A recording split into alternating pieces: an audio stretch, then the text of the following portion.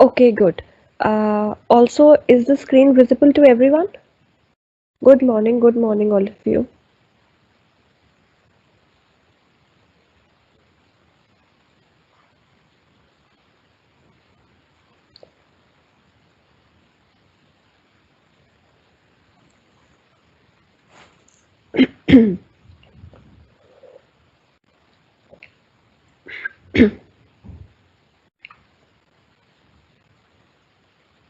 Okay, okay, so let us begin. So today we are going to be discussing some certain questions from the tests.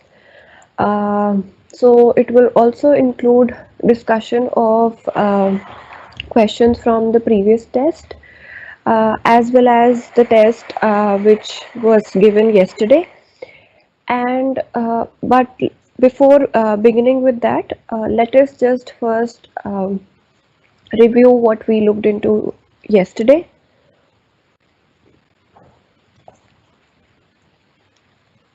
Okay, so before actually beginning with the topics yesterday, we looked into stability, and we said that stability is basically about equal elements, that is, elements having equal keys, are going to maintain their relative order even after sorting. So, whatever order in which they appeared in the original input array, they are going to appear in the same order in the output array as well, right?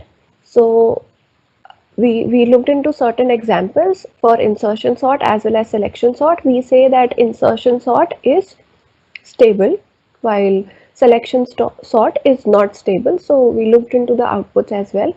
Then we looked into certain examples of time complexity for time complexity of order of log n, and we also looked into space complexity, but then again we put a asterisk over there, and we said that although this is the space that is occupied by any particular function, when you have a recursive function, although it takes up space on the stack, but we do not really consider it in case of sorting algorithms which we are actually doing recursively. And why is that? Because obviously if you have a recursive solution to a particular problem, it is going to, let us say, also have a iterative solution. So considering that, we say that they do not take up any space. Then we looked into merge sort, and we said merge sort is basically based on divide and conquer approach, wherein we divide the array into halves, that is, divide your problem into sub problems and then solve it. Okay, so divide and conquer. And so this is the example that we took, and we saw how you can go ahead and keep on merging after you have resolved the problem, which is actually sorting in this case. So after you've sorted, you're going to merge back the array. Okay, also then we looked into if it is stable or not. We say that merge sort is stable and it is not in place. Why is it not in place? Because the space complexity here is order of n, because it considers an extra array which is going to store the output in the sorted form, right? Then we looked into quicksort, certain examples, and how are you going to approach quicksort, what is the algorithm, the pseudocode, and then we looked into two different examples, right? So any doubts in understanding how merge sort and how quicksort works? So has everyone understood the working of quicksort? Is this clear? Were you able to implement both of these sorting algorithms? Were you able to implement them?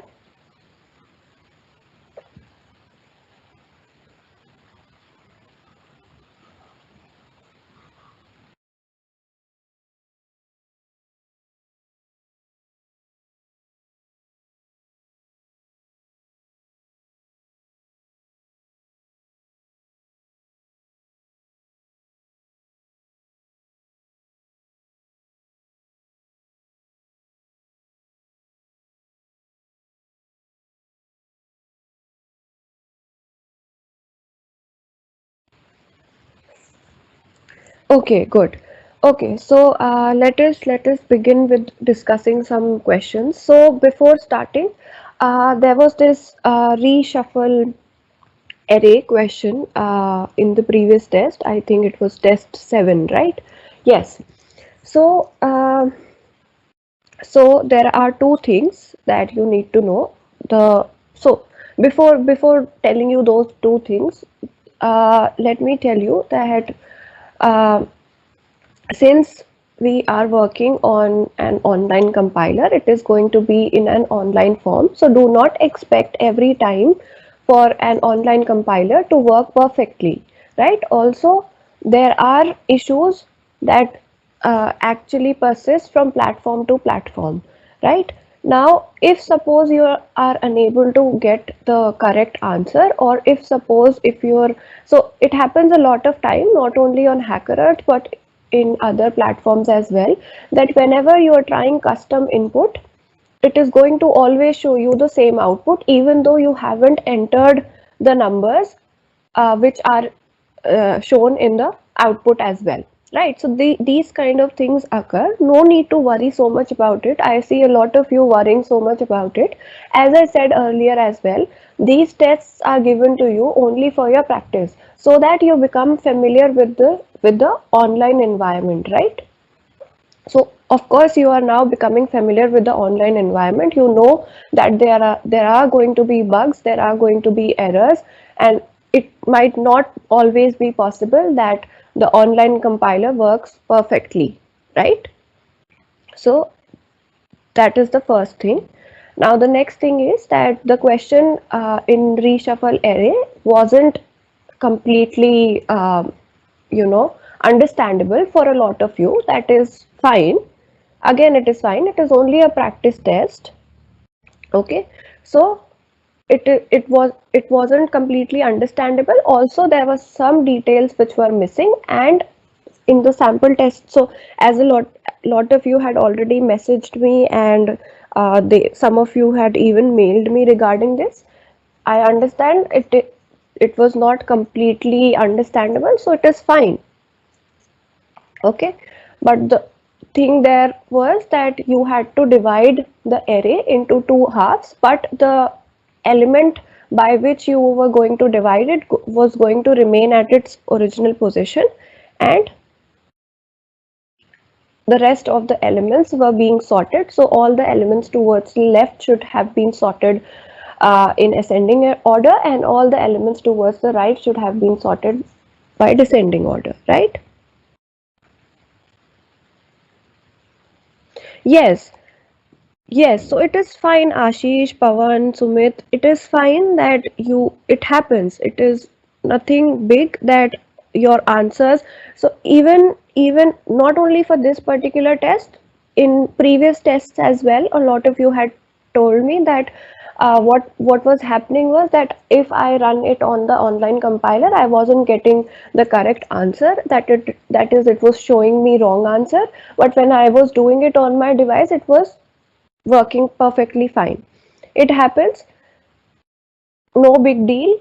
But so we are here only to understand that you should not be doing any particular error from your end. If it is an error from the compilers, and that is totally fine, happens. But if you should not be from your end, there should be no error. So this case which you say that was happening with you. So say for example you are printing your output. So let me write down. So let us suppose that your output is 1 2 3 4 like this, right? But what happens in online compiler, it is going to compare each character by character. So if your output, let us say, has a space which I can not actually see here, and you are printing the correct output but with the space at the beginning, at the end, or even in between, then it is going to, let us say, give you an error. Okay, so we have to make sure that we are not doing anything wrong from our end, and also from the other end there can be certain problems. So no big deal there. Okay. Okay, so let us Okay, so let us begin with the rest of the questions. A lot of you had told me that you want to discuss questions from test 6, right? Can you tell me the names of those questions?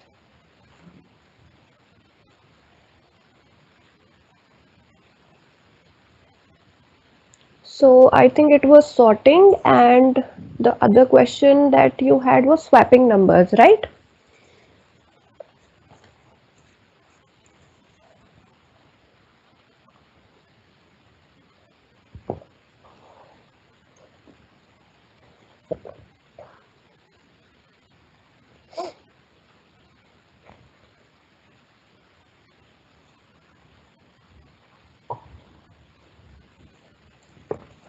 Okay, so let us begin. So all of you have the problem statement.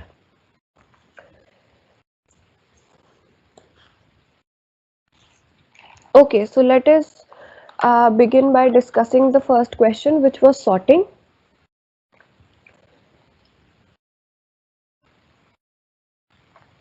Okay, so please open up the problem statement. We are going to move ahead and look into how these problems are going to be resolved.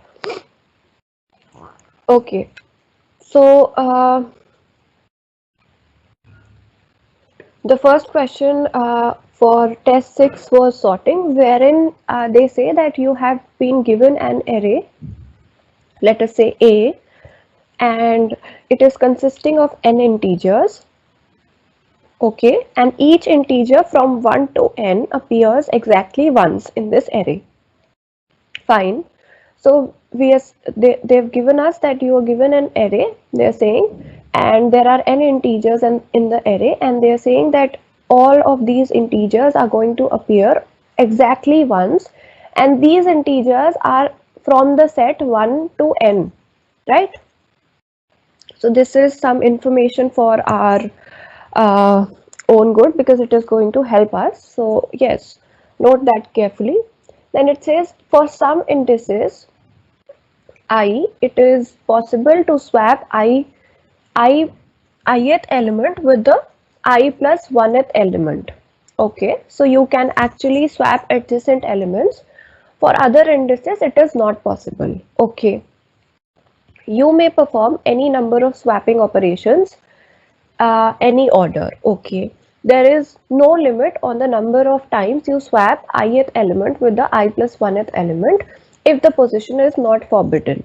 Okay, so they are saying that you can only swap between the elements which are at I and I plus 1th position, that is elements which are adjacent, and you can actually perform the swapping any number of times. Okay, so it says, can you make this array sorted in ascending order performing some sequence of swapping operations? So it is asking if it is possible for you to sort this array in ascending order using this swapping operation. Okay, okay, so they've given us the format of the input, and they are giving us the okay. So let us take up the example that they have given us. The example in sample input and the one in sample output. Let us consider that. Okay. So let me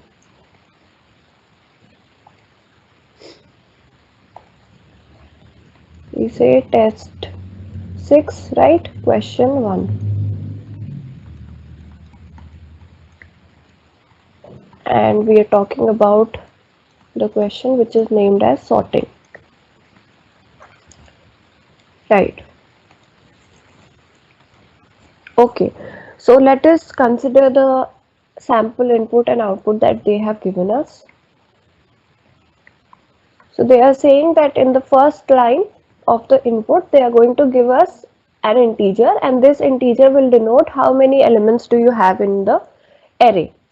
So let us say you have this array that has been given to us, which has 6 elements, 1, 2, 5, 3, 4 and 6. And in the third line of the input, they have given us uh, a string. So it says a string which is going to contain only zeros and ones. So this is the string that they have given us. Okay, now they are saying that this is the array that has been given to us, and this string actually denotes if you can swap the ith element with the I plus 1th element. So it says that the value in the third array at ith position, if it is 0, then you cannot swap the ith and the I plus 1th element, and if it is 1, then you can. Okay, so let me write down this information that we have. So you say if value in the third, so this is the third string. Let us write down that as third array at ith position is 1, then you can swap ith and I plus 1th element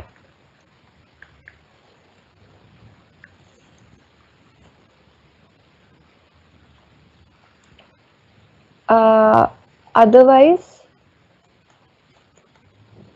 if it is 0, then you cannot swap. Right, so is this part clear to everyone? Are you understanding what is the importance of this third string that has been given to you?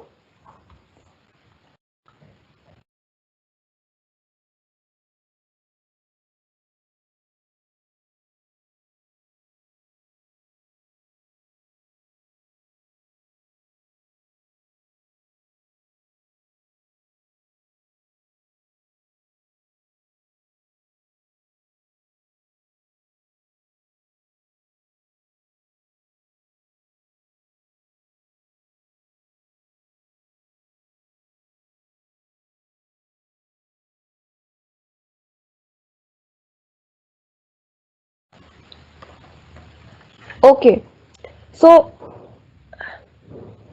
let us go over this thing. So if it says that, let us say at ith position, let us consider this as the ith position. So if this is the ith position, in this ith position, what do you have? You have this particular element here, and this element here is going to represent if you can swap the element in the original array at ith position and I plus 1th position. So ith position, let us say here is 0, and since this value here is 0, it means that you cannot swap these two values, which is 1 and 2. You cannot swap these. Why? Because at ith position in the string you have 0. Now you have this value as 1 here, which means that you can, so this means you cannot swap, and you can swap 2 and 5 because they have this value 1 here.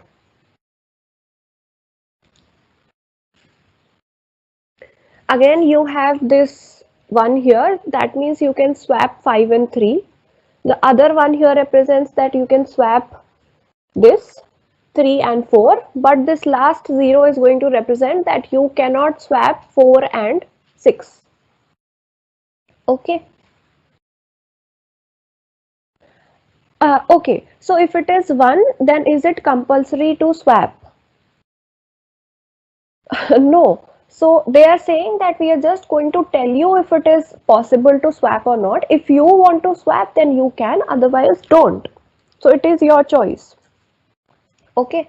So this is about the question. And now, so let us so in for let us consider this example and see what is the output that we get. Now here please note in the question it says that the output that you're going to give should be in the form of a yes or a no only. They do not really want the sorted output of the array. They just want a yes or a no. If you can sort it in uh, ascending order, then just print yes, otherwise print no. Okay, so let us consider this example. So if you have 1, 2, 5, 3 and 4 and 6, and now you want to sort this array in ascending order. So what are the swaps that you require to do? It says that you can swap these two values, right?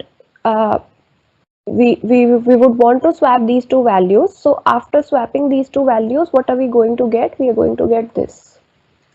And after we swap these two values, we are going to get the sorted array. Right, now we know that there are two swaps that we want to do, but let us also check in this string if these swaps are possible or not. Okay, so if I want to swap at this index, which is, let us say, 0, 1, 2, second index, then that means at the second index of this string I should have a 1. So if I consider and I write down the indexes as well,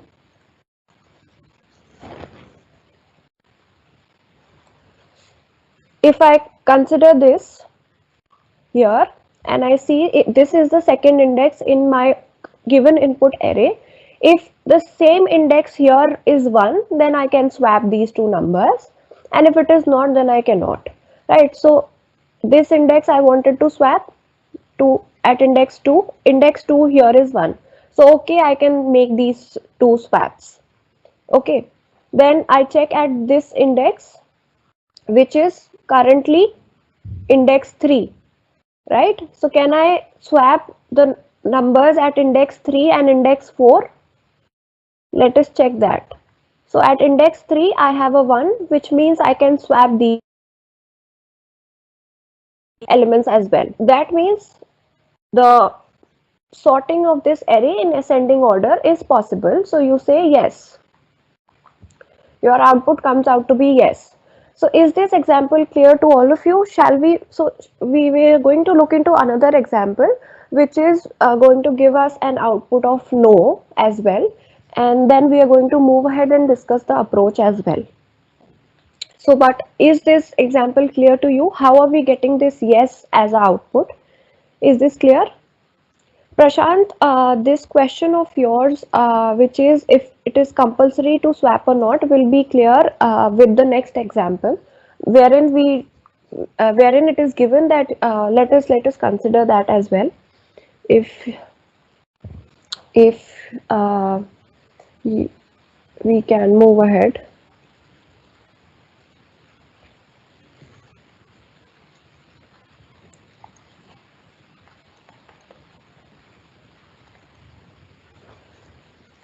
Okay, so let us look at the next example.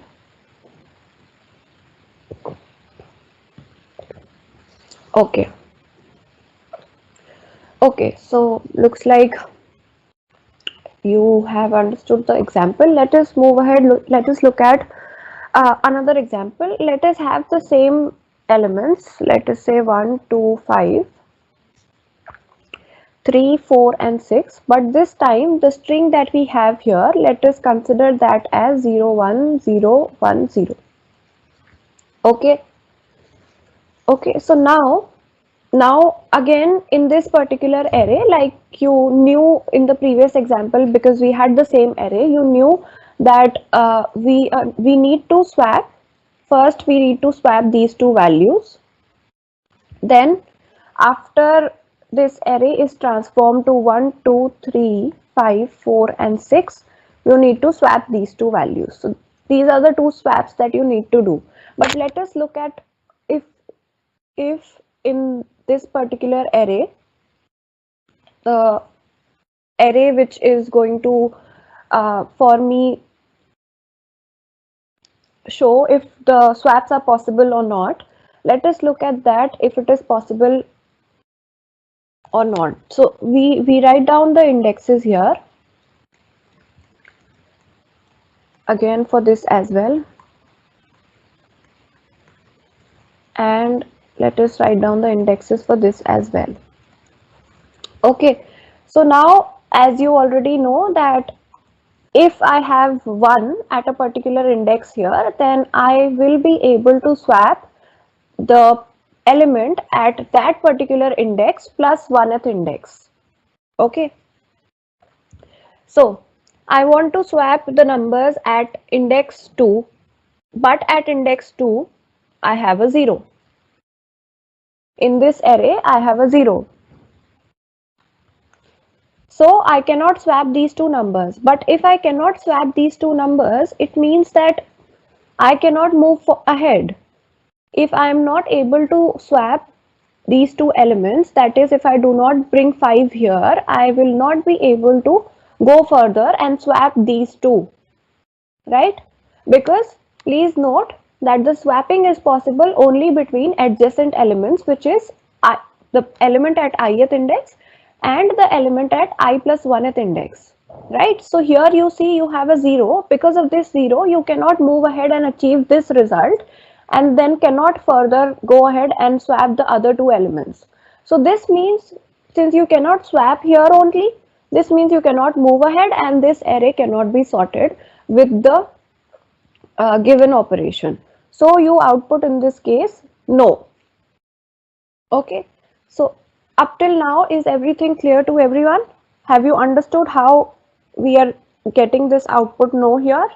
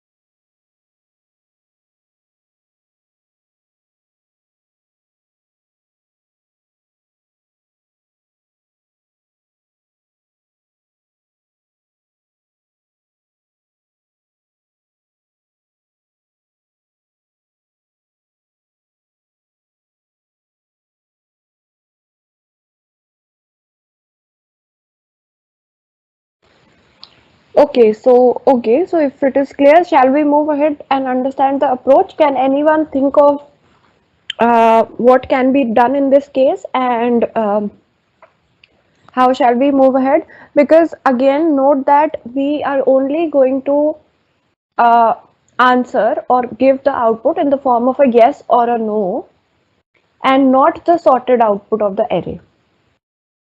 So we only need to check if it is possible or not, and you already know how we checked. So we are going to check, like I told you for this particular example. Can you think of the approach?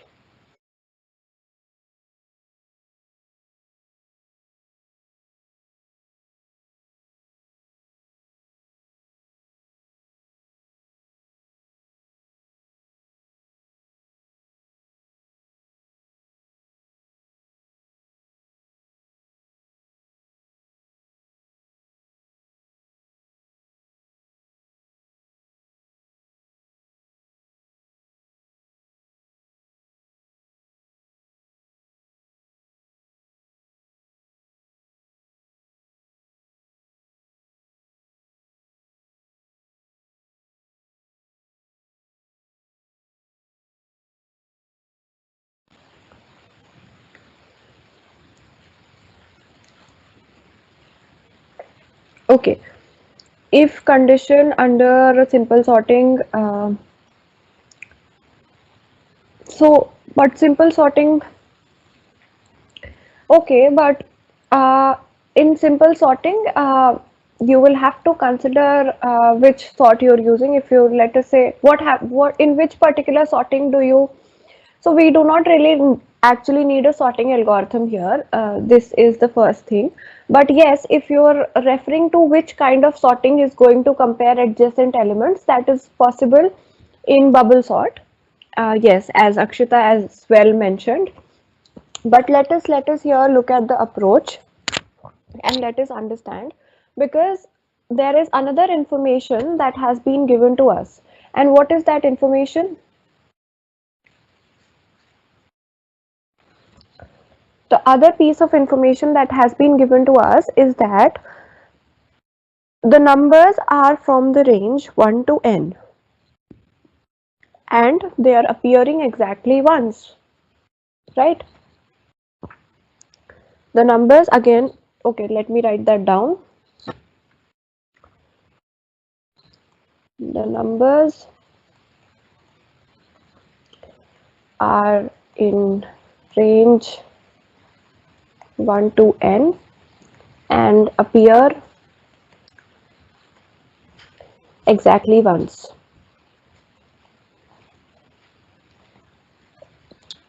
Right.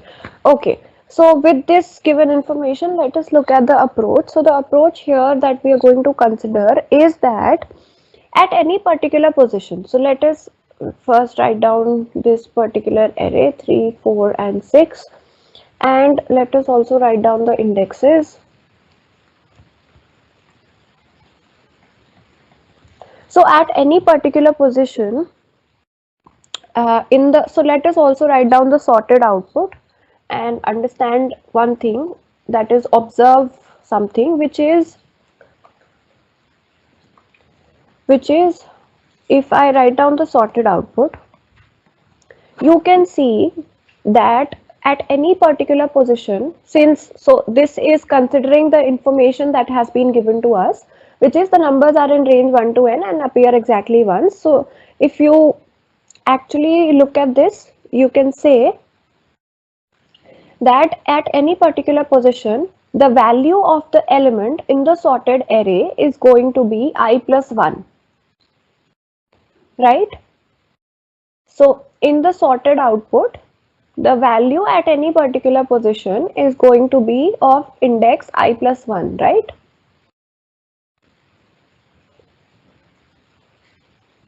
So at this index is I, which is 0. So at I is equal to, so basically I plus 1 is equal to 0 plus 1, which is 1, is going to be the number that you're going to have at this particular position. Now, if say for, so this is the output or basically the sorted array that you want to achieve. So this is one thing that we have observed. The other thing is that if say suppose at a particular position where I have a certain element, if at that position I have a value of I plus more than I plus 1, I can have a value of I plus 1, which will be my correct uh, position for a particular element. But if I have at any particular position a value which is greater than I plus 1, it means that we are going to require swapping at that particular position, right? Is this information clear to you? If at any particular position I have a value, let me repeat it. If at a particular position in the input array I have a value which is greater than I plus 1, which is greater than I plus 1, then I will require swapping at that particular position. By swapping, I mean that corresponding that particular index in the other array which has been given to us, which was 0, 1, 1, 0, and the indexes that I had here were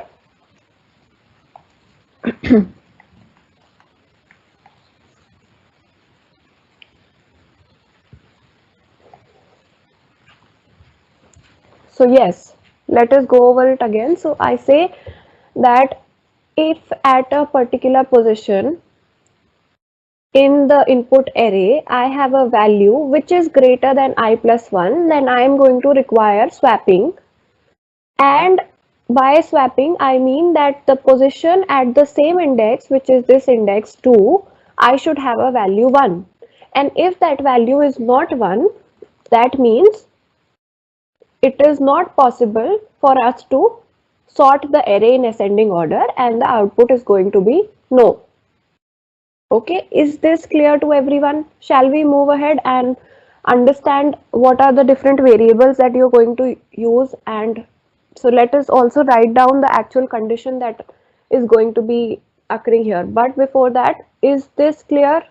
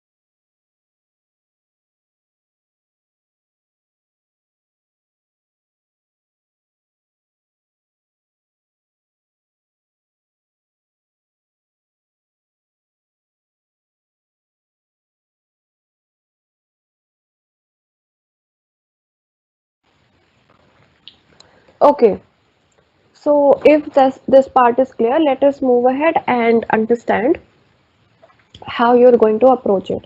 So for that, we say that let us consider a element which is maximum element up till now.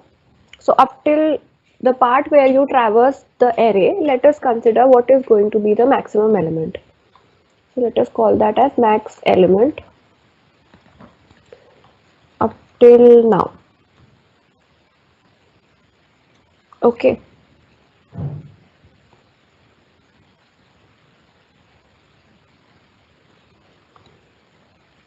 So let us find out. So once you have traversed this array, the first element that you get is 1, and the maximum element up till now is 1, right? So we check if this maximum element up till now is greater than I plus 1 or not. Okay, if this element is greater than I plus 1 or not. So I here is currently 0, I plus 1 will be 1. So up till now, max element is equal to the value I plus 1, which is fine. So let us move ahead. Now when we have come here, we are going to again find out the max element up till now, which now becomes 2.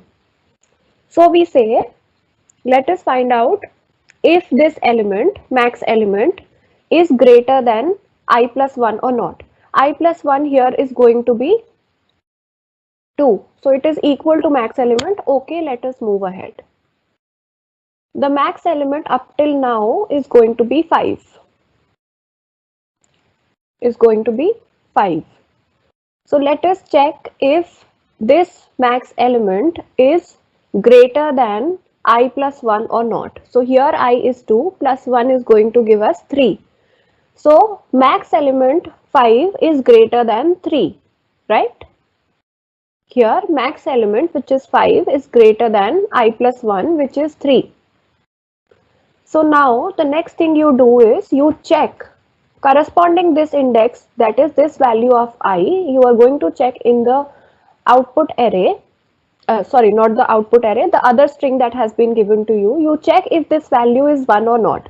So corresponding index 2 in this array, you have been given a value 1. So that means you can swap it with this element. Okay. So okay, let us move ahead. Let us now see what is the maximum element up till here. So up till here you still have the maximum element as 5. Again check if this maximum element has a value greater than I plus 1. So I here is 3 plus 1 is going to give you 4. So 5 is greater than I plus 1 here. So again let us check if in the other string corresponding this index I, if you have a value 1 or not. So you see you have 1, which means you can swap. So fine. Let us move ahead. Again here check. The maximum element up till now is 5. Okay. Let us compare it with the value I plus 1. I here is 4. I plus 1 gives us 5. So 5 is equivalent to 5, but it is not greater. So it does not really matter if at this particular position you have a value 1 or not.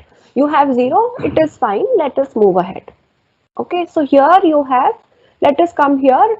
So max element up till now becomes 6 now, because 6 is the new element in the array which is greater than the previous maximum element. Again check if this element, max element 6, is greater than I plus 1. So I plus 1 results to 6. 6 is equal to 6 but not greater than 6. So okay. So if you have reached up till here, up till the last of the given array, that means you can actually sort it. So yes is your output. Now let us consider this with the other example that we had. We had the same array. But the other string that we had in the previous example, where the output was coming out to be 0, is this. So let us consider this as well. Again, find out the maximum element up till now. So the maximum element, so starting off with the first uh, element of the array, maximum element up till now is 1. Okay, so 1 is equal to I plus 1. Okay, let us move ahead. Here, maximum element up till now is 2. I plus 1 is also 2. Okay, move ahead. Maximum element up till now is 5 and I plus 1 is 3. For this particular case, maximum element up till now is 5 and I plus 1 value is 3, which means maximum element max is greater than I plus 1, right? And now check if corresponding this given array, this given string, let us say this is S, if at the same index I you have 0. If you have 0 here at this same index, which is this, if you start off with 0, 1, 2, 3, 4, we are going to check for I. Here you have 0. If this condition is true, then you are going to output no. So you print no.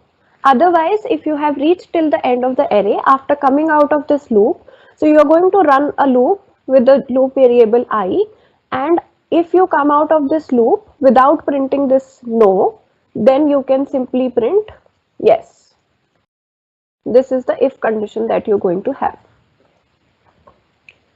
Okay. So is this approach clear to everyone? If you have any queries, please post it on the Telegram group.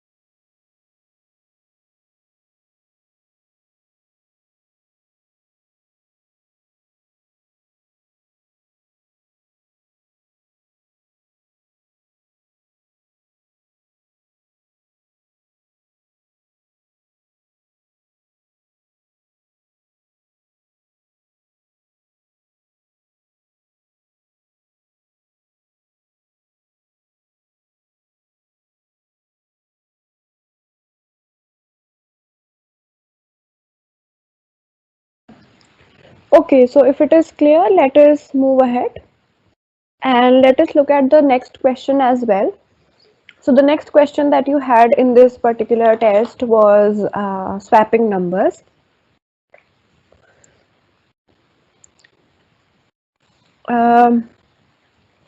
Okay, we are going to move ahead with other questions as well if we have time today, but let us just look at the second question for test 6 as well, because a lot of you had mentioned that as well, which is swapping numbers. Okay.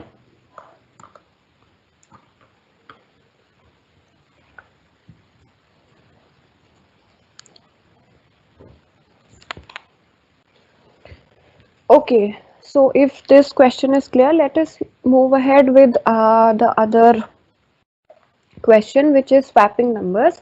So I hope all of you have the problem statement. Let us read through it and move ahead. So,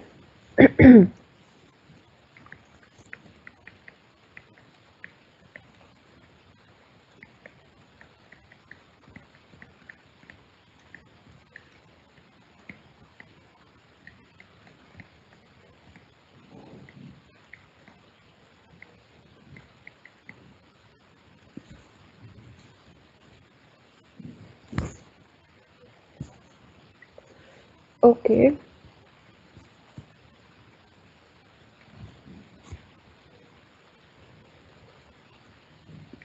okay. So in this swapping numbers, the problem statement that you have is, okay, so you are given an unordered array, okay, consisting of consecutive integers, fine, and you have numbers from 1 to n again and without any duplicates. So there are exactly one occurrence of each element which are from the set 1 to n. Okay, you are allowed to swap any two elements and you need to find the minimum number of swaps required to sort the array in ascending order. So they say you can swap any two elements, which means in this case it is not mandatory for you to swap only the adjacent elements. You can swap any two elements, and they are saying that you need to find the minimum number of swaps required to sort the array in ascending order. Okay, so you have to sort the array in ascending order and find out the minimum number of swaps, and you should output that particular number, which is actually the minimum number of swaps that are going to be required for the array to be sorted. Okay, so the question is very clear, right? Is there any approach that you can think of, or what was the approach that you all followed, and what were the errors that you were getting for this particular question? Quite simple understanding of the problem statement, but yes, of course I can say that the efficient approach in this particular case is not that easy to understand. We're going to look at that, but what is before that, let me know what is the approach that you guys used to solve this particular problem.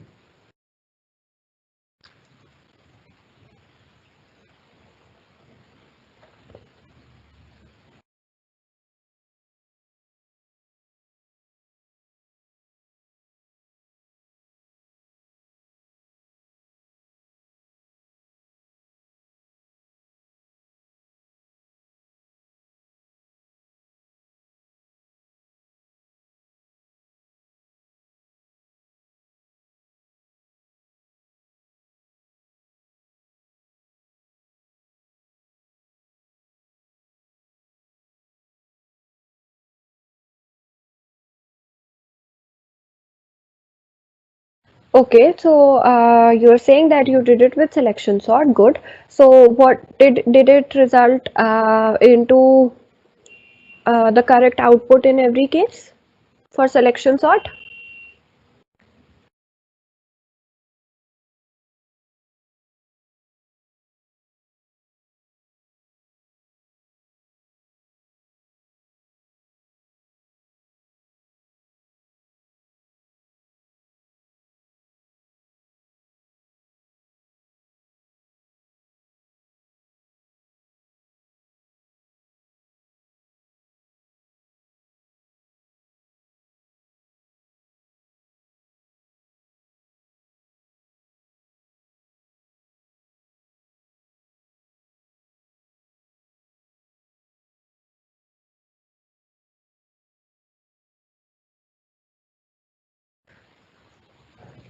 Okay, okay, fine.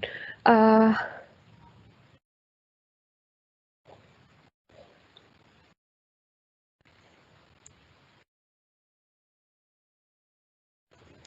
okay, so obviously selection sort uses, if you say that you use selection sort because it is going to use the least number of swaps, that is going to work perfectly fine. But let us, since selection sort, so what is the time complexity of selection sort? We have selection sort working in order of n square time. So let us look at an efficient solution here and then let us move ahead. Okay, so let us first consider certain examples and then we are going to look at the approach as well. Mm, okay, so one of the examples that had been given to you was in the sampled input, which was, let us say, 4, 3, 1 and 2. And for this particular example, we say that let us say first you are going to swap these two values, which is at index 0 and 2, and the output that you're going to get after you swap these two values is going to be 1, 3, 4 and 2, right? Okay, now the other, so up till now we have this output but the array is not sorted. So let us look at the next pair of elements that we are going to swap.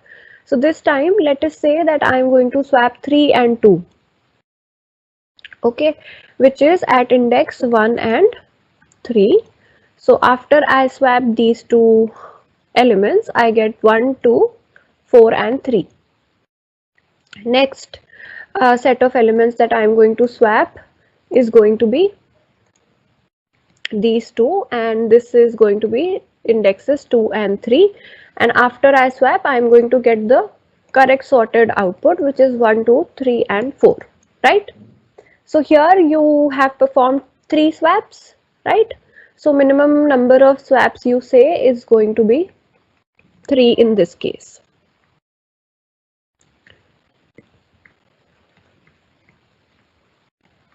Okay, now if you say that I have another example, let me write down that example as well. And now you will tell me what is going to be the minimum number of swaps in this case. So you have 4, 3, 2 and 1 as the next example, and I'm going to get back in a moment. Till then, tell me what will be the minimum number of swaps for this particular example.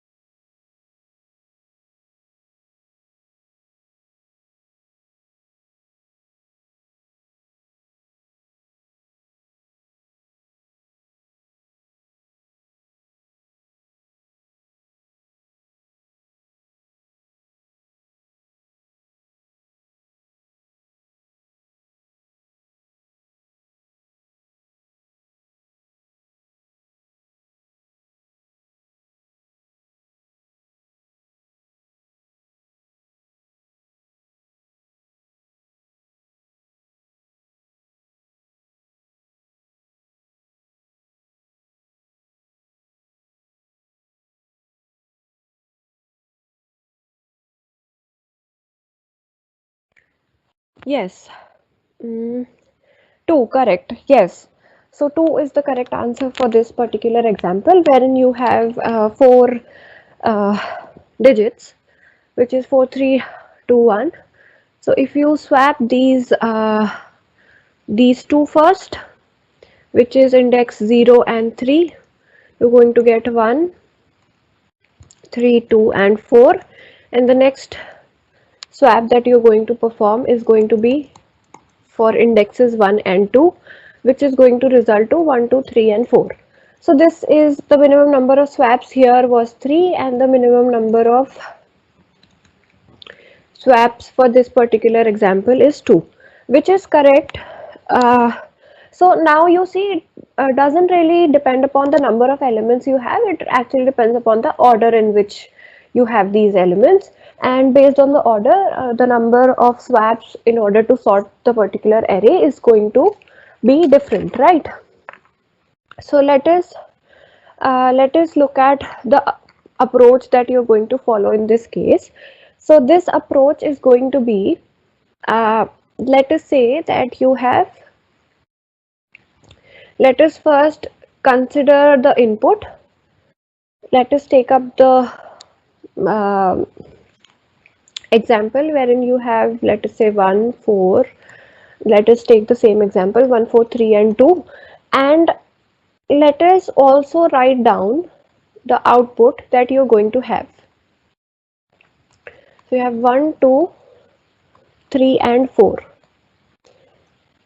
So let us directly discuss the approach that we are going to follow. So we say that this is the given array that you have, and this is, let us say, another array that you have created. Let us say, for example, you have this wherein you are going to store the output in the sorted form. All the elements here in this array are going to be in the sorted form. And now what do? You consider, let us say, a variable, or you can also have another array which is going to see if my element is actually visited or not. So by visited, what I mean here is, so say for example, if I know that this element 4, in this example if I consider, I know that this element 4 is not in its correct position and it is going to be swapped with this element 1. Okay, so if you say that this index here is actually sorted, or this first element here, now you know where it should now be placed, and you actually bring 1 back here. But when you go towards the end of the array after, let us say, traversing it, and when you reach the last element, you should also know that after you have swapped, so after you have swapped, you get this output, which is 1, 4, 1, 3, 2 and 4. So if this position has come to its correct place, you say that the other position, other element has also been put to its correct place, right? So for that purpose, we have another array which we consider as the visited array, which is going to store the status of each element if it is visited or not. Okay. Okay, so let us consider this as the visited array. And currently, since none of the elements are visited, we initialize all the elements here by 0, because we say that it is not visited. And if it is, let us say, 1 at this particular position, we are going to say that this particular element is visited. Okay, so now carefully understand the approach that we are going to follow. So the approach here is going to be that first you visit the first element here for both these arrays. Once you visit this particular element in the given input array, you're going to see if the value at this particular position, so let me write down the indexes as well. These indexes are same for all of these, and we say that, let us suppose you have visited this first element. First, what do? instead of this 0 here, you make this as 1. Why? Because you have visited the first element. Now you compare it with the element in the output array. So you have this element in the output array, okay, and you compare both of these elements. Now you know that both of these elements are same, which means that this element here is at its correct position. Okay, so this is the first thing that you do. Now before moving ahead, let me also tell you that we are, let us say, going to have another variable which is swap count, which is the actual thing that we are supposed to do here. We are going to count the number of swaps that we are going to have.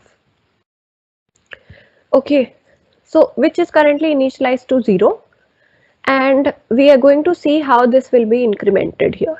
Okay, now this is actually equivalent, so we say okay. Now the next thing we do here is we are going to come to the next element, which is 4 here, and this visited here becomes 1. Okay, and now what do? We say that compare this with the element that should come to its that should be at its position, at its correct position, which is 2. Okay,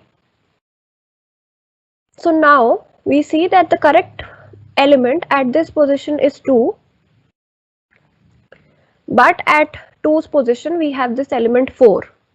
So this element 4 is now searched for in this particular array. Okay, so you search this in this particular array and you find out that it is at this particular position. Okay, now as soon as you find out this particular element at this position in the array, you say that I am going to see if this element is visited or not. So if it is visited, it means that it has already been swapped once. So you see that here the visited part is 0. So first you make it 1, and since it was 0, you are going to increment the swap count. So now swap count becomes 1.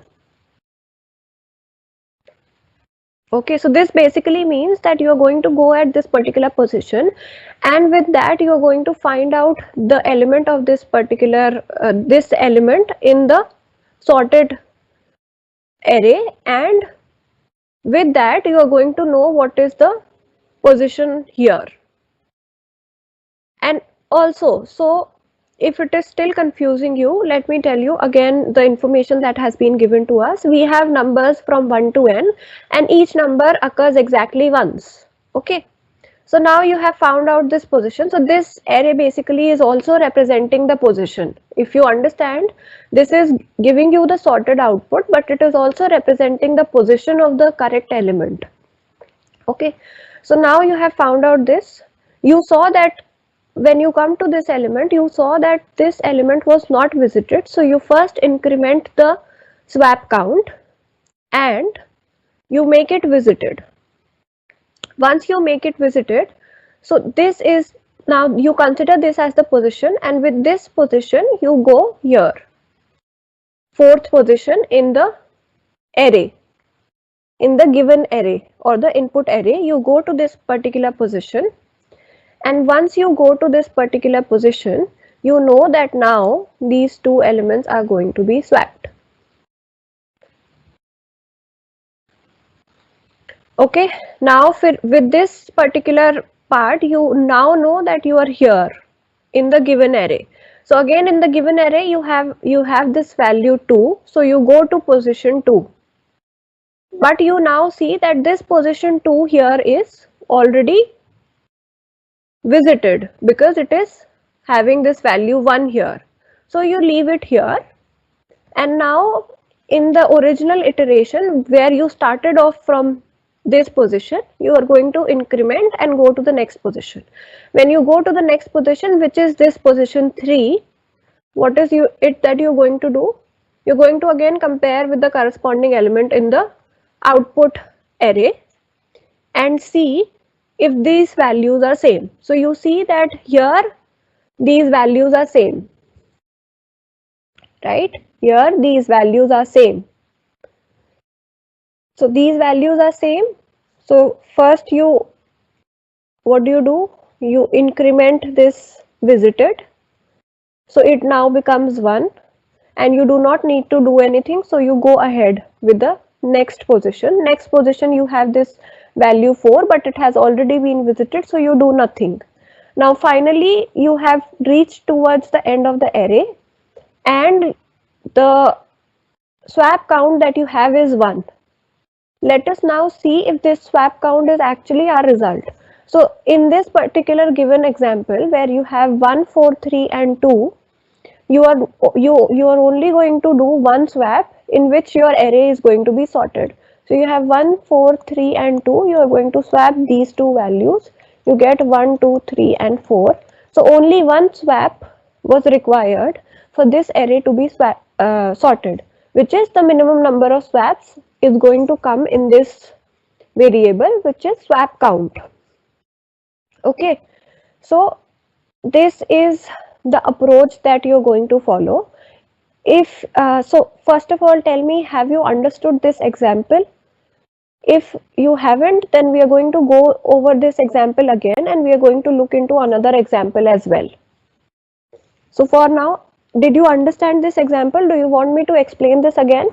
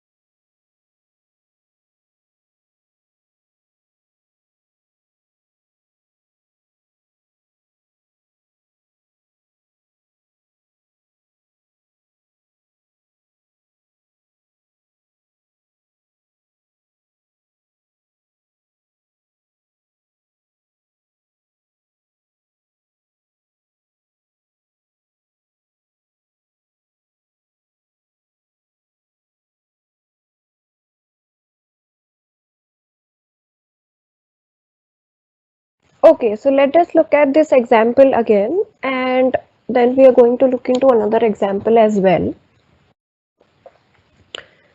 Okay, so let me actually write it down again and then we are going to move ahead. So say you have been given this array which is 1, 4, 3 and 2 and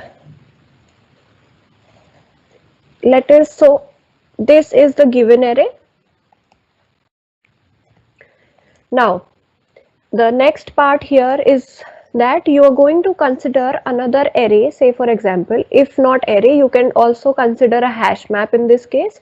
So hash map is going to, let us say, have this array as the key. This is going to represent the key and this is going to represent the value. You can do that way as well. But for now, let us move ahead with whatever we are considering here. So let us take one. So let us have the sorted output. So this is the sorted output in this form. Okay. Now the first thing here to understand is that since we are going to have n elements, we are going to only have elements starting from 1 to n and each element here occurs only once. This information to us has been given to us in the question that there are going to be only elements from 1 to n and each element will occur only once. Okay, so if this information is given to us and we have the sorted array, is it clear to you that each element will be at its position? So by position I mean if you sort the array, if I sort the array, element 1 will be at the first position, element 2 will be at the second position, element 3 will be at the third position, 4 will be at fourth position and so on. Is this particular part clear to you?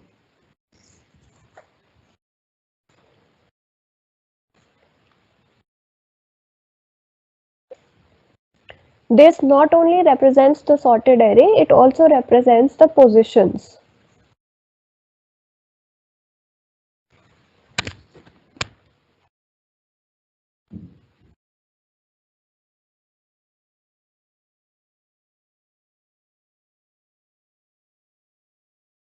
Okay. Okay, so let us move ahead with this then. Now you have a variable which is known as swap count. Swap count variable is going to store your result, which is the minimum number of swaps that you want to have when you want to sort a particular array. Okay, so initially we have this value as 0. Okay, now the next thing that you need to have is, let us say, a visited array, a array which is named as visited. And by visited, what do you mean? You mean that as soon as I am going to traverse this array, I am going to make my visited value as 1. Otherwise, initially when no elements are visited, it is going to be 0.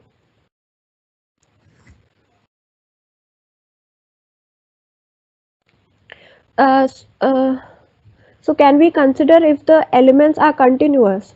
So what do you mean by continuous? So in the output array, yes, they are going to be continuous. Why? Because you have elements from 1 to n, and there is only one element which is occurring. So all elements are basically occurring only once. So yes, they will be continuous in the output array. Okay. Okay. So this is the visited array, this is the swap count that we have, and this is the original array that was given to us as input, and this is the array which is storing the sorted output, as well as it is defining the positions of the elements for us. Okay. Now let me write down the indexes. Let me also, okay. So what do we do here? We begin with the first element. So for both of these, we begin with the first element and we compare the elements. Okay. So we see that these elements are same. We see that these elements are same. The element 1 should be at the first position. So this is also denoting its position. Element 1 should be at one position only, which it is. So it is fine. Okay. And as soon as you visit it, you make this visited of this particular element as 1. Okay, so this is fine. Now you move to the next set of elements in your array and you see if these are same or not. So first you compare this value 2. You know that at this particular position I should have a value 2, but you do not have this value 2. So this is the first thing that you do. You compare it with this element. Now you say that no, at this particular position I have the element 4. So what do? You say that I am going to find out this element 4 and its position in this array, because this array is giving me the correct position. So I find out this element here, which is at position 4. And now you see that if this element is visited, that means we have already incremented the swap count. But you see that this element here in the visited array is not visited, which is the value here is 0. So what do? You first make this as visited. You make this as visited and you increment the swap count. So with this 3, you increment the swap count. So SC now becomes 1. Why do you do this? Because you know that at this particular position I should have this value 2, but I have 4. So you find out where I have 4, because you are saying that I will swap both of these values. So do you understand this? You are saying that I want to have this element 2 here, but I currently have 4. So what I want to do is that wherever I have 4, I'm going to swap it with this value 2. So you want to have the indexes of both of these places and you want to swap them. So now you have this element 4, this position 4, and so you say that I am going to find out the element which is stored at this position 4. So this is the fourth thing that you perform, which is you see which is the element that I have at this particular position. Okay, and this value of visited was already 1 when you initially visited 2 here. Okay, so once you do that, you say that okay, I have at this particular position I have 2, and at this particular position I have 4. So that means I will swap these two values. So for that particular swap, you incremented the swap count already. Okay, you have already incremented the swap count. So again, please note here in this particular example, in this particular problem, what is it that you need to do? You only need to count the minimum number of swaps. You do not actually need to make the swaps and consider sorting the array or giving the sorted output. You only need to count the number of swaps, which you are already doing. So after you do this, so again let us go through this particular part, which is you pick up this element 2, you compare it with the element which is in the input array, and when you visit 2, you make this visited as 1. Now you see that you have this element 4 at this particular position, and you say that this 4, let me find out where is this 4 placed in my given array. So for that you go to this position 4 and you find out which element here you have. So when you visit this position 4, you say let me check if it is visited earlier or not. If it is not visited, that means I will have to increment my swap count, and if it is visited, then I am going to leave it as it is. Okay, so when you visit this 2 here, you say okay, I have 2. So this 2 here should now be visited here in the sorted array. So you visit this back. This is the next thing that you perform. Let me just change the color so that it is properly visible. So after you go to this 2 here, you perform this fifth thing, and then you see that this 2 has already been visited. So you do not really need to increment the count, and you know that it is fine. So you move ahead. Now you were earlier here, you had visited this place earlier. Now in sequence, if you want to visit the next thing, it is going to be 3. The next element that you're going to be visiting is going to be 3. So first you make visited here as 1, compare this with the element in the original array, and you see that both of these are equal. So you do not really need to do anything and just move ahead. When you move ahead in sequence, you visit 4 now. Once you visit 4 here, you are now going to say that okay, let me first check if it is already visited or not. Now since it is already visited, you do nothing and you simply end the loop. Once you end the loop, you are going to output the swap count, which is going to give you the output of the minimum number of counts that are required in order to sort this array. So this is the first example that we considered here. Now I hope it was clear to you all now. Let us look at another example. Let us consider another example where the swap count is going to be incremented, let us say more than once. Okay, so we are not going to be considering a very big array because then it is going to confuse you. But here let us consider another array which is, let us say, of same size, but it is going to result me in a swap count of, let us say, 2 this time. So we took this example where swap count was 2, 4, 3, 2, 1, right? Let us take this example. You have this example of 4, 3, 2 and 1. Okay, and now again let us consider the sorted form of the output, which is 1, 2, 3 and 4. Okay, and again let us have a visited array initially, which has the value 0, 0, 0 and 0, and my swap count variable is initially 0. Okay, let us begin understanding this particular example. So is everyone fine with the first example? Shall we move ahead and look at this example as well?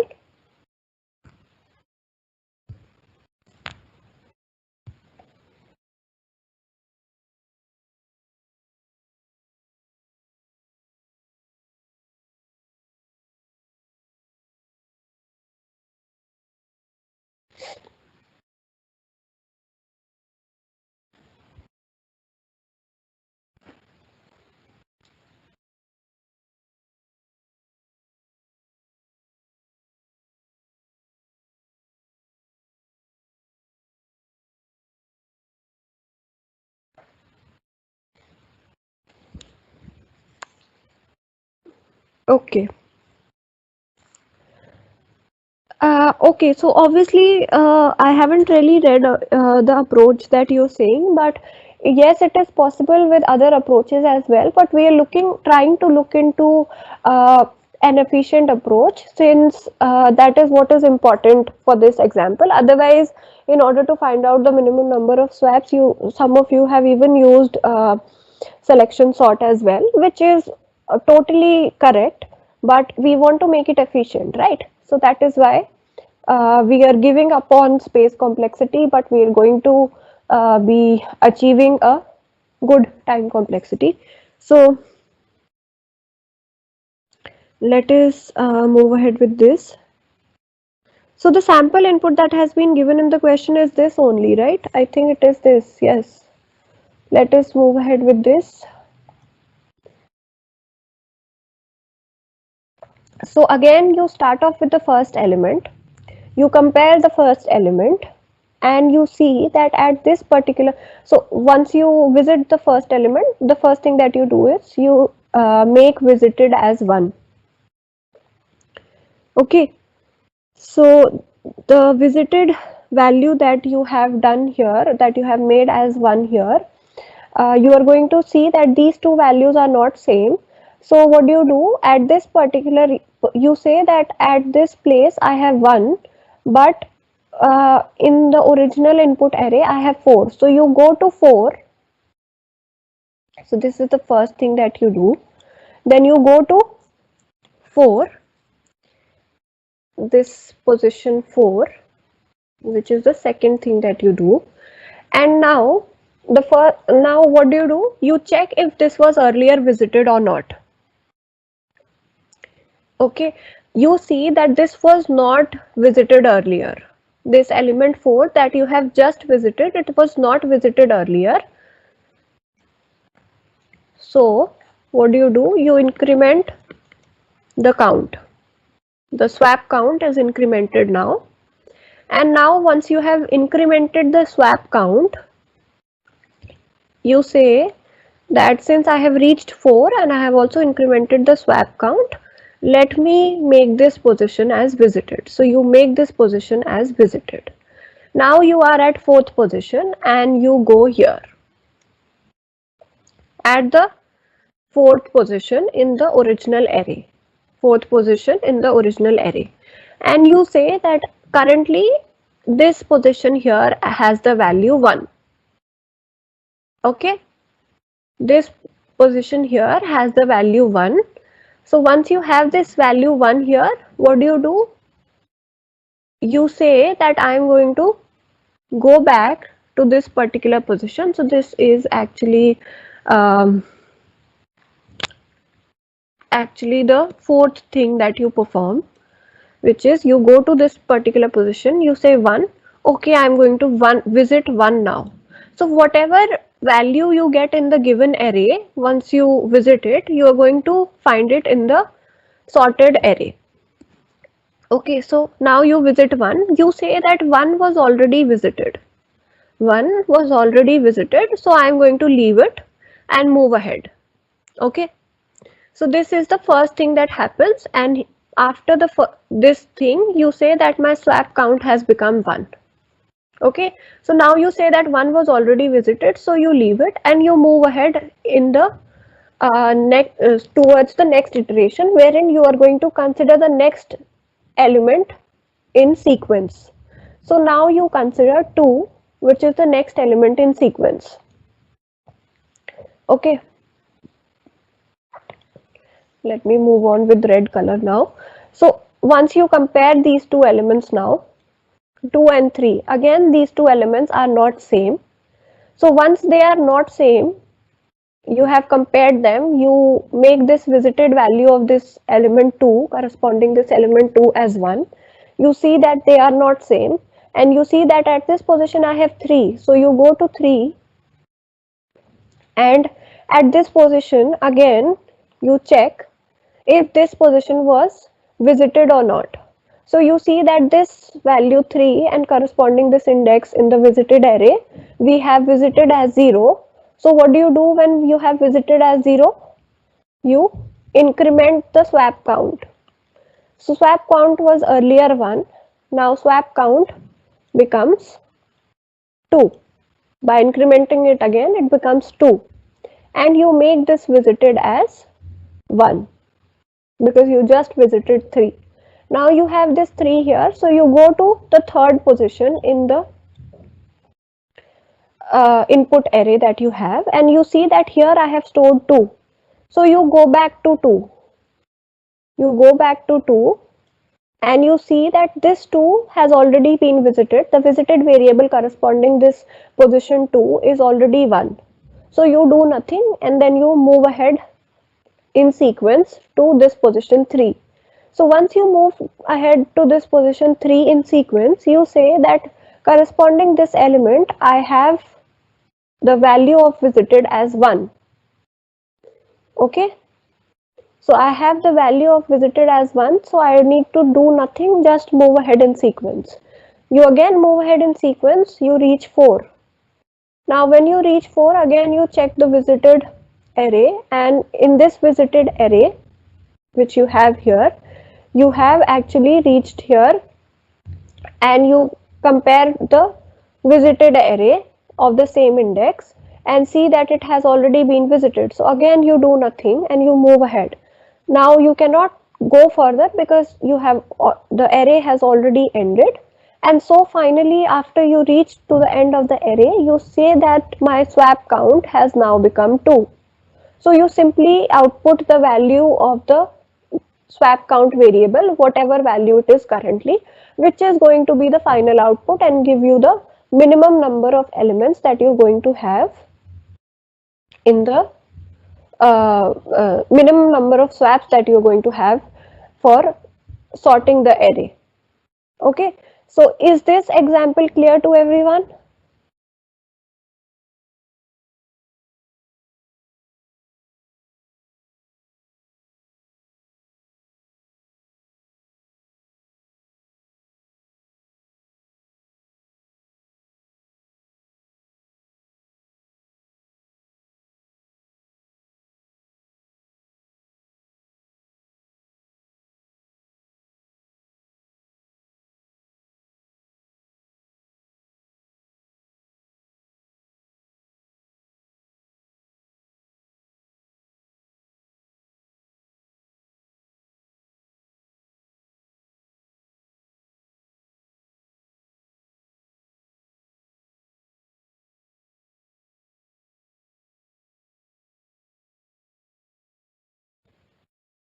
Okay, okay, so if this is clear,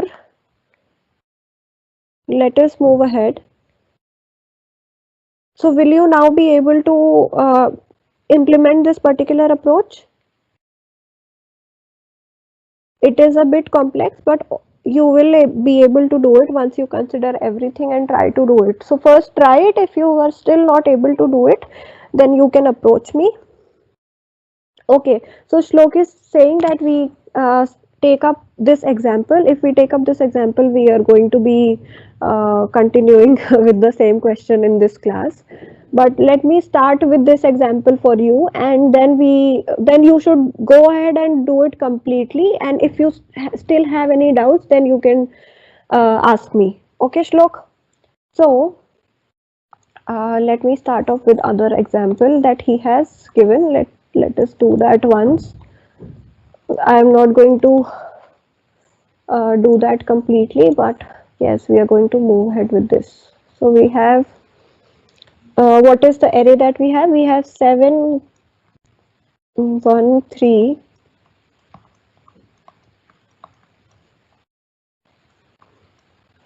Okay, let us write down the sorted output. We have 1, 2, 3, 4, 5, 6, and 7. Okay, and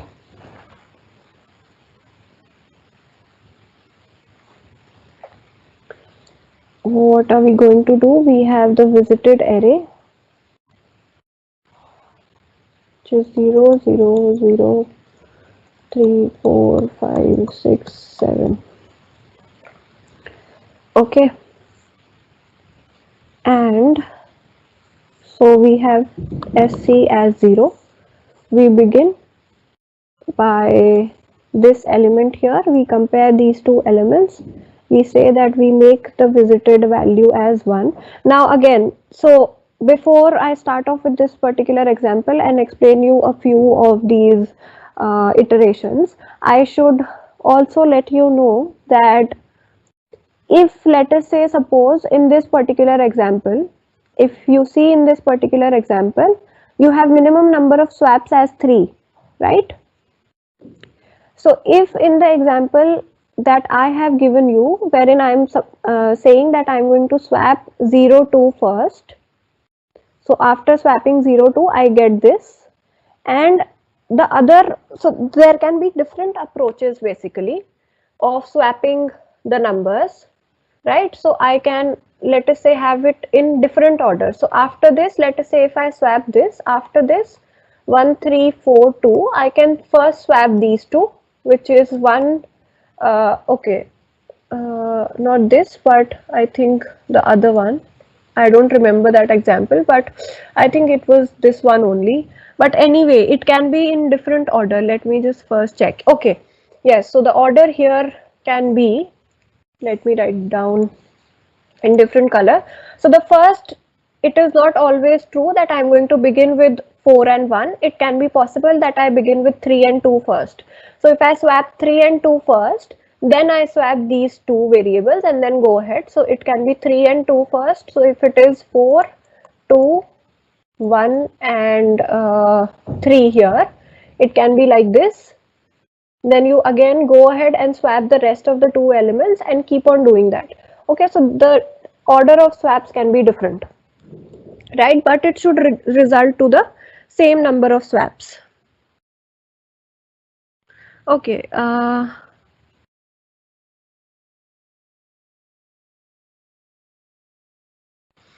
okay, no, so yes, so like I said, Shlok, it is not always possible that you are going to refer to the same order of swaps. There can be different order of swaps as well, but it should result into the same number. Okay, so we say that I am going to do this for 7 and 1. So the first thing that I do here is this. I make visited as 1, then I move to 7. And once I move to 7, I say that okay, 7 here is not visited. So I do swap count plus 1, and swap count now becomes 1, and I make my visited as 1.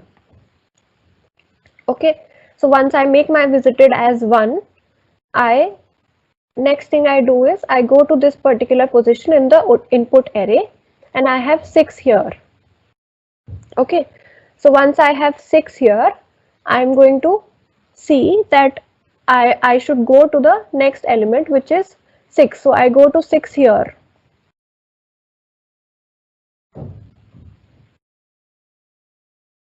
Okay, I find this value 6 here, which is this.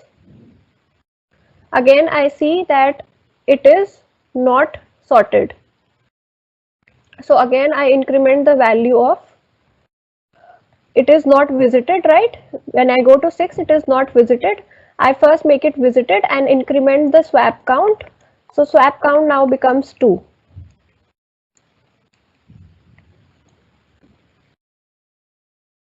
Okay. Here, sorry, this is visited array. This becomes 1 and so on and so forth. So take up this example. Do it completely. The first thing I have told you, you begin with this, go to the 7th position.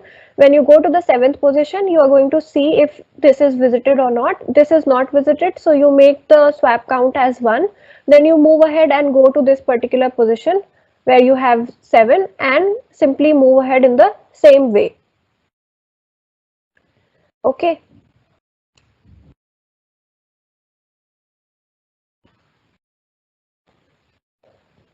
Okay, so let us move ahead with the with another question. Now we have discussed two questions, and these both of these questions were from test 6. There is this other question that I want to discuss that a lot of you are already saying, which is perfect peak of the array, and I think it is the same question wherein you had to count the sorry sort the distinct elements, right? Was it the same question? Let me just check if it was the same question. But we are going to be looking at this particular question some other time because we already have to look into another question today.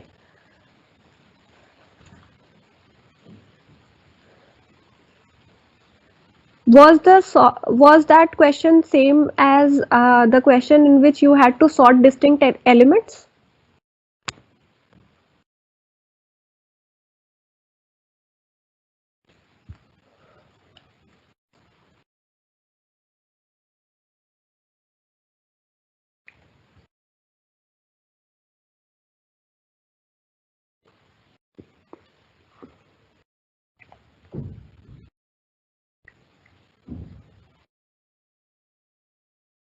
Okay, so was it different?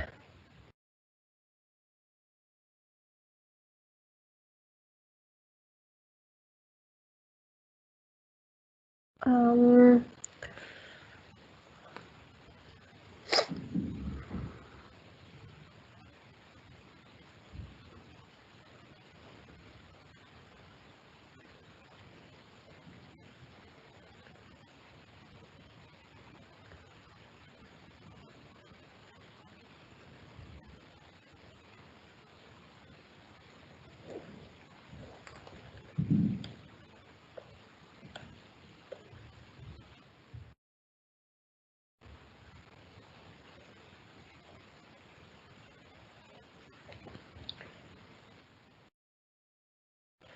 can you tell me? Can you tell me this question that you are referring to? Which test was this question in?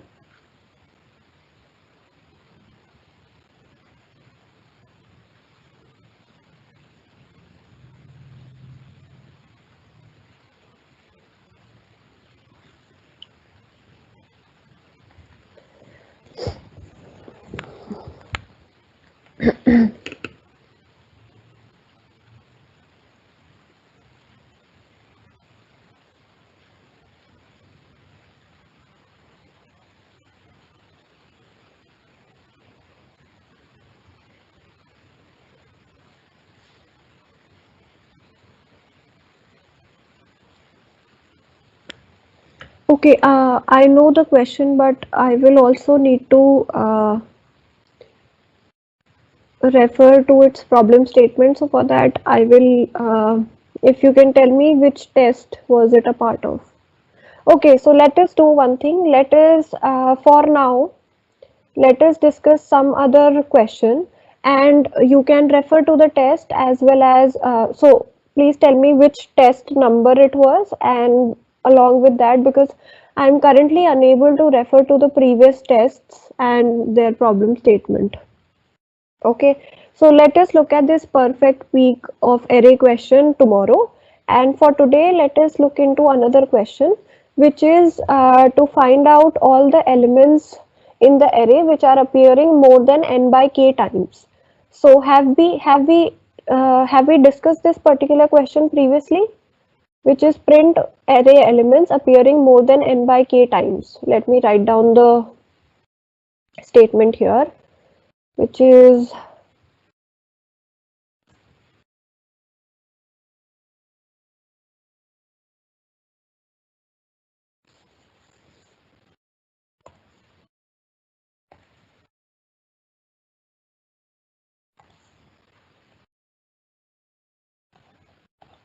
print array elements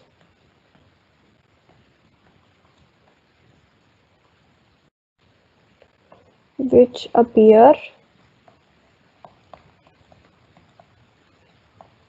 n by k times.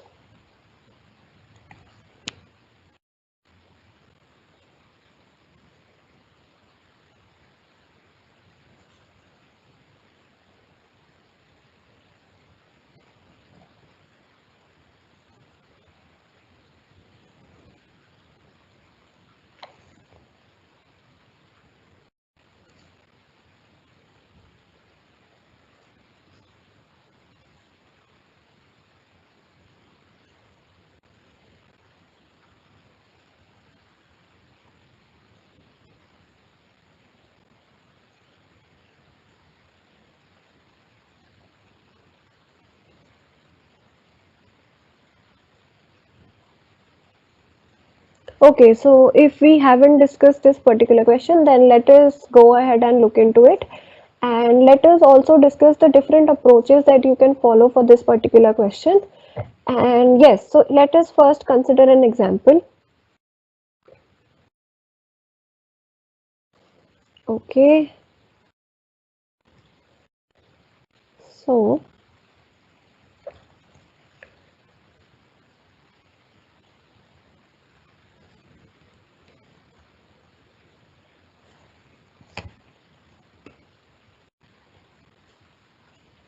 okay,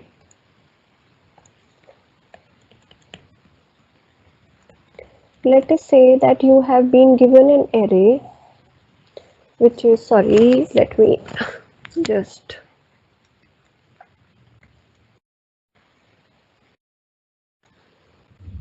okay, so you have 3, let us say 4, 4, 5, 5, 5 and 5, let us say you have this, and so you have been given n, so n is actually equivalent to the number of elements in array, and k is an integer that has been given to us as an input. Okay, so if you consider this particular example where you have uh, the elements 3, 4, 4, 5, 5, 5, 5, and let us say the value of k that has been given to you is 4, let us say. Okay, and let me, so 3, 4, 5 and 6, so you have 7 elements, n is equal to 7, right? Okay, and the value of k that you have is 4. Okay,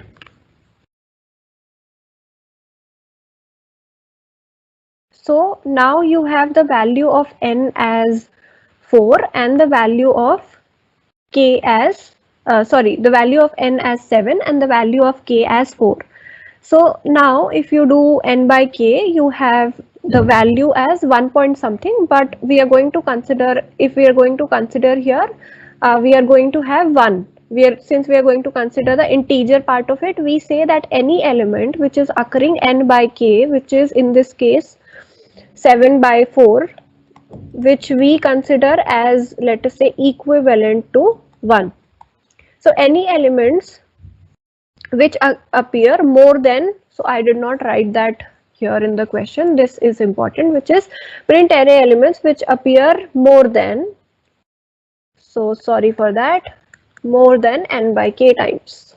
Okay, so yes, so what are the elements that appear n more than n by k times, not n by k times, more than n by k times? Which are those elements?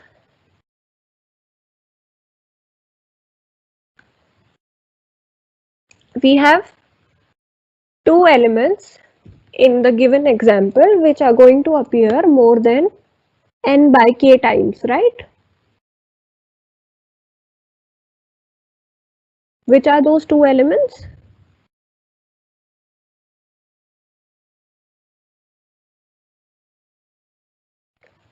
Correct. We have not only four, we have five as well. So there are two elements which actually appear more than one time. So 3 actually appears one time only, but there are two elements which is 4 and 5 which appear more than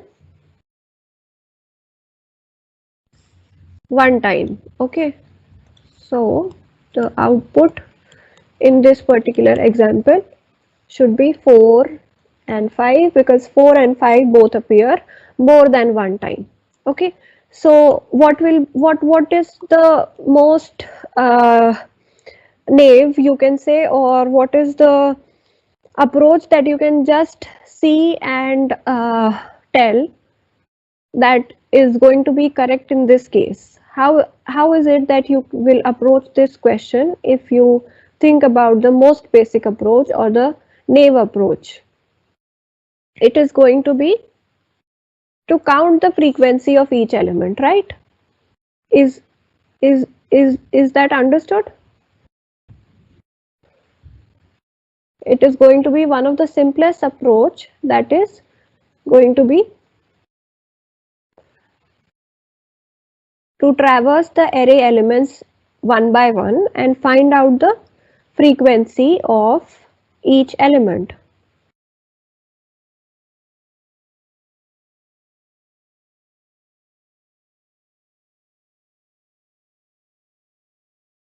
Yes, so let us write down that as approach 1. Let us say, for example,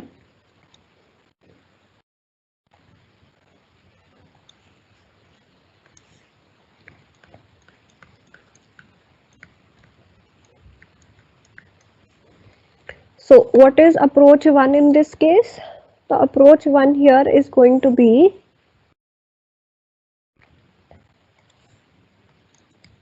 traverse the array and find out the frequency of each element, and finally print all elements with frequency more than n by k, right? Simple approach 1 is going to require you to use two loops with which you are going to count the let us say frequency of each element. And so there is one of you have mentioned that we can also use count array for this particular approach. Okay, so that is Prashant. He's saying that we can use count array for this particular approach. Yes, that is possible.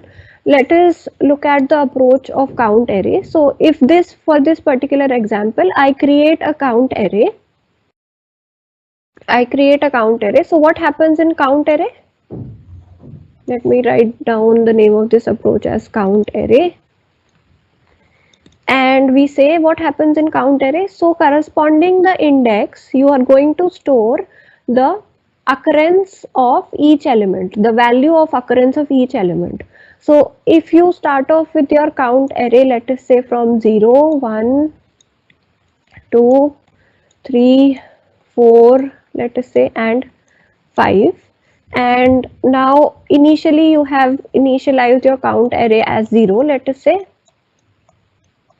So later on, what will you do? You will see that 0 does not actually appear here.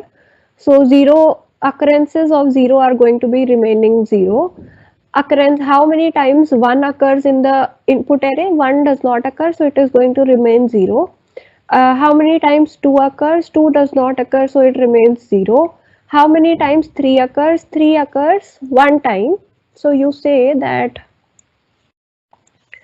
I'm going to have value 1 here, and then what are you going to do? You are going to now see how many times 4 is going to occur. So 4 occurs 2 times. So you have 2 here, and then the next thing that you have is 5. You say that 5 occurs 4 times. So 5 occurs 4 times. So you have this. This is the count array that you have created. And now you say that I'm going to find out the value of n by k, which for our example was 1, and just simply compare which value in the count array is greater than n by k, which is 1 in this case, and simply output the index. So in this case, you output 4 and 5, which is your output. Okay. So yes, this approach is one of the good approaches that you can follow. But what happens here is, if you can, let us say, if you consider this example only, and you say that my count array is this, so you see 0, 1, 2 are actually going to remain 0, right? And you have values in only this part of the array. One thing. Now say for example, since they have not already given us that we are going to have a range of numbers, let us say we have a very count array is actually used at that particular place where you have a low range. So you call that as low range. So let us say if they had given you that I am going to have only numbers from, let us say, 1 to 10. I can have only numbers from 1 to 10, then it is good to consider a count array. But say for example that you have in your given array, they have given you the number 255791 as the first number, and the second number that they have given you is, let us say, 2. Okay, so now if you consider a count array, you're going to, let us say, start from the 0th index and go on up till this index. But a lot of indexes in between, considering here, except for these two indexes, other indexes are going to be 0. So you're actually going to have a very huge array, but it will not be of much use because the only numbers that it is going to have, only values where it is going to have a certain value is going to be only these, right? So obviously, or and of course, if it has been given to you that you have a certain range and that range is small, then obviously you can use count array. Count array is a very good solution and one of the most efficient solutions in that case. But I hope that you now understand when in and in what cases we can use count array and why it won't really be a good approach for this particular question. So have you understood that? Shall we move ahead?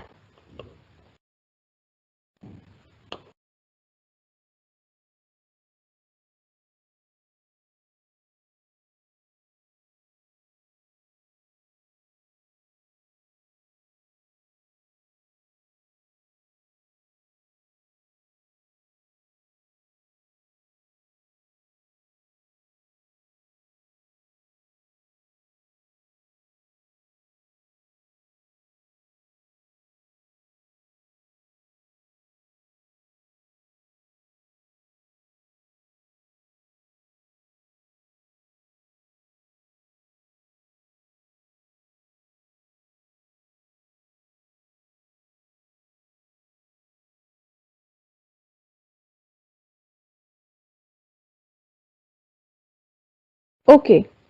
So let us move ahead and understand the other approach. Now the other approach that we are going to refer to is going to be the sorting based approach. Okay.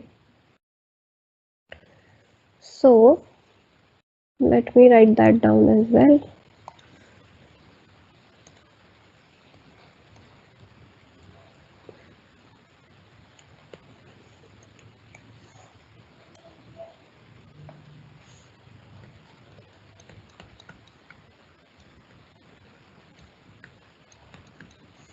So we have another approach which we are saying that is going to be using sorting.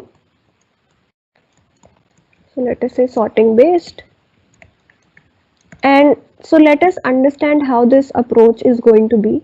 So say for example, you say that you have been given, let us say, the array, and now what you do, you say that I am going to sort the array that I have, and then I am going to traverse the array in order to count the frequency of every element. And how do you do it? You are simply going to check with the distinct check for distinct elements, and check the adjacent elements of the array and see if they are equal or not. So like in this example that we saw here, the first example, where was that example? This. Yes. So this example, you see, in this particular example, what are you doing? You so by chance we see that this example that we have taken is already sorted, but we are saying that, say suppose that you have not been given the sorted example, the input is not sorted. So first you are going to sort like you have in this particular example, and after sorting you are going to traverse the array and find out the frequency of distinct elements, and do that by checking the adjacent elements. If the frequency of the element is not greater than n by k, then you simply, if it is greater than n by k, then you simply print the array, that array element, otherwise you don't. Okay.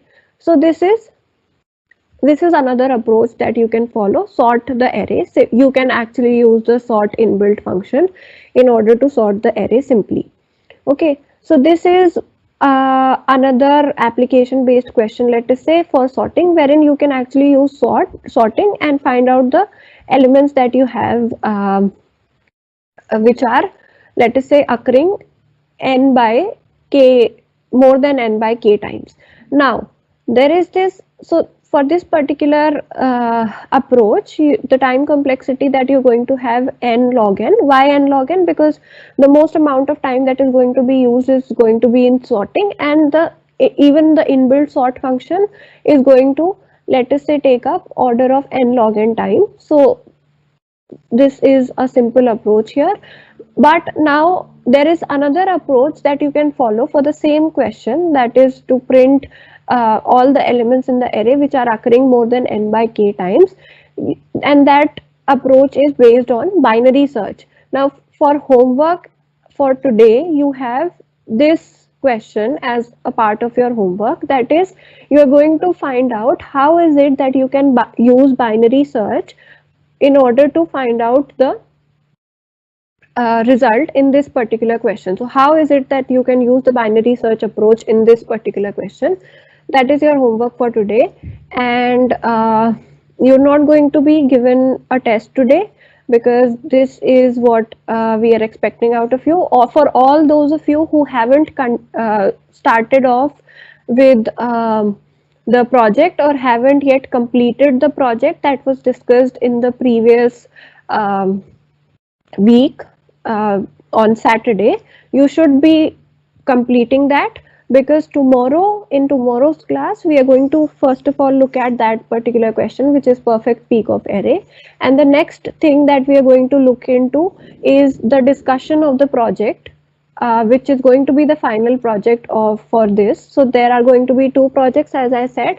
The first project is going to be the one that the image processing project that you have already, some of you have already done, others are implementing. So that is why you should be completing that. If not yet completed, complete it today. and we are going to move ahead and discuss another project tomorrow, which is the final requirement for the bootcamp.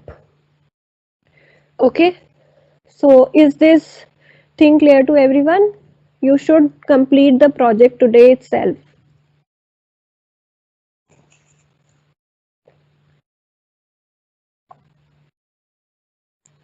And another part of the homework is to find out how will you use binary search approach for this particular question.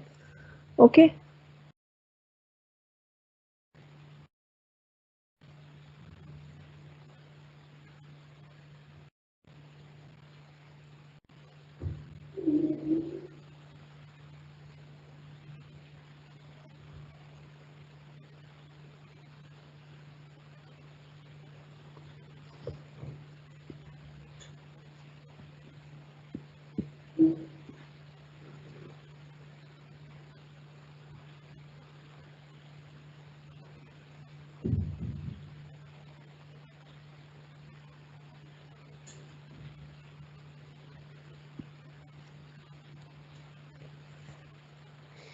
Okay, so do you have to make a video explaining the project?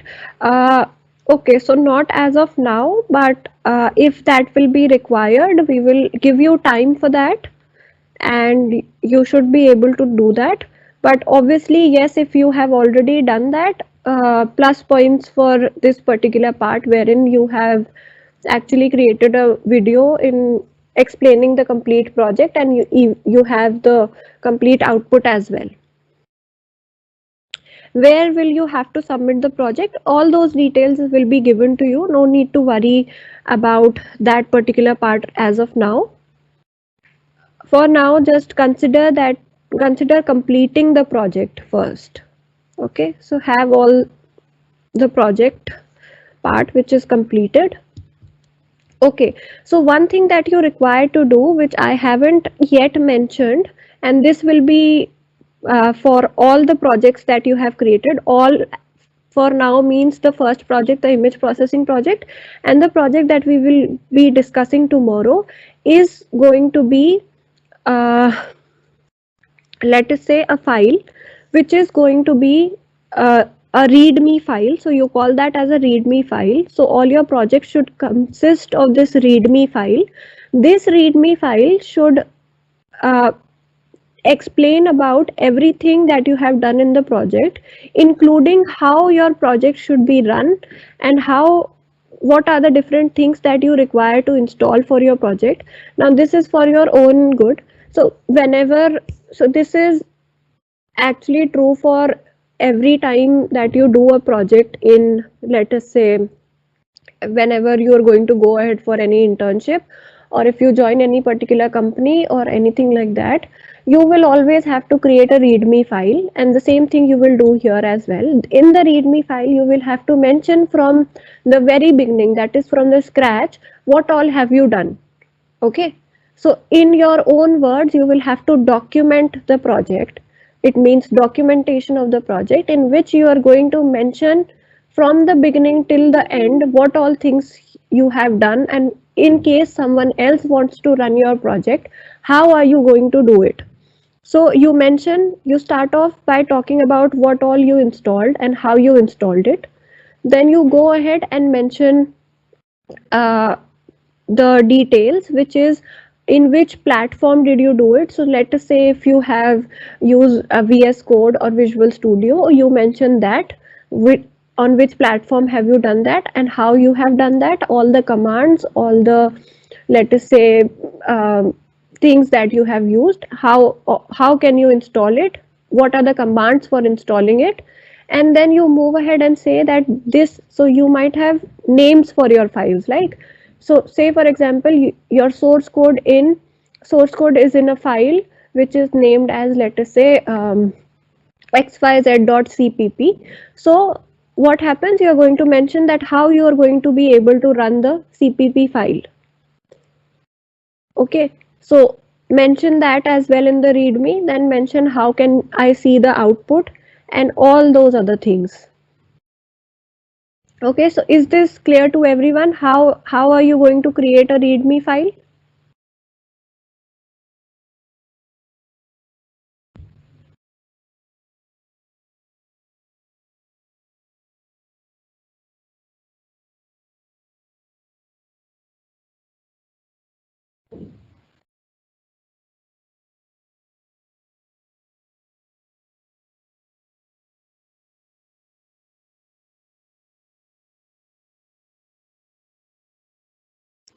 Okay, good.